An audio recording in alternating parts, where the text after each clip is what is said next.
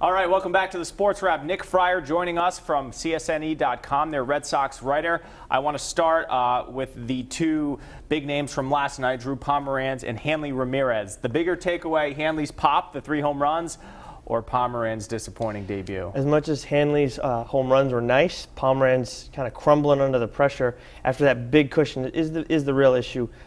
Traded for him with Espinoza. Very talented young pitcher. The thing about Pomeranz that's tough is, I understand a lot of offense. You get that long rest in between innings, but you got to be able to adjust. I mean, 7 batters in a row it was.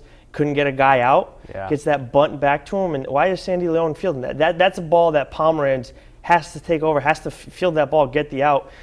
I understand, their guy was fast, but a lot out of Pomeranz I didn't like to see. I know it's early, but his mental game is what I'm worried about after last night. Yeah, just one start, but clearly you get an 8-0 lead. You should hold on to that. Absolutely. All right, trading deadline about 10 days away. We saw Dave Dombrowski do some things early in July to address needs, and including the Pomeranz deal. Do you think he makes any more deals between now and July 31st? Well, when he talked about the Pomeranz deal, like the night that it happened, he mentioned that he was listening, but he wasn't necessarily looking for anything. However, Tazawa had just been put on the DL, so there was that issue there, and Uehara was healthy at the time. Right. So now that issue comes up with Koji being, older than even Ortiz. Right.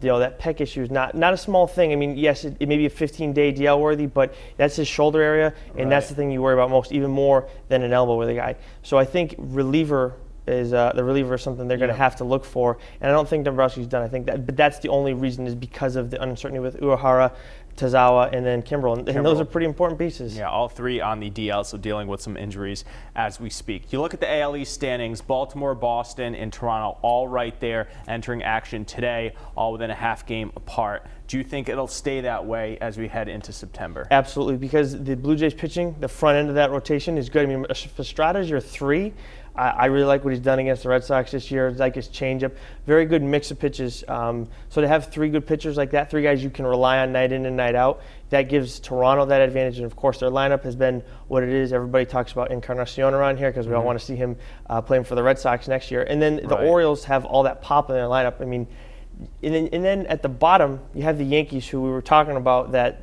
a team you don't want to discount, but no matter what, they can still play the spoilers because they have that tough bullpen as long as they keep it intact, and they have guys like Beltran that can put the ball out of the ballpark and still create a little bit of havoc, and Ellsbury and Gardner. So there's 4 solid teams in the division that can throw things off.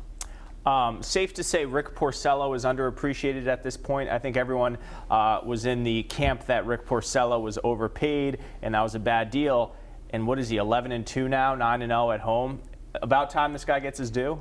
Absolutely. I mean, we've talked about this multiple times. It's been a long time coming for Porcello. Finally, people are seeing that he's consistent.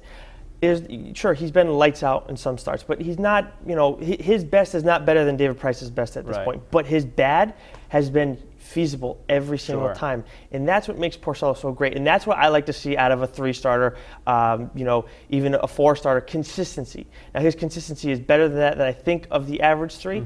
But consistency on a pitching staff that has pretty much none. Stephen Wright has started to kind of peter off a little bit. Knuckleballer, understandable, but consistency. Porcello, that's his game right now, and that's huge for the Red Sox for their rotation.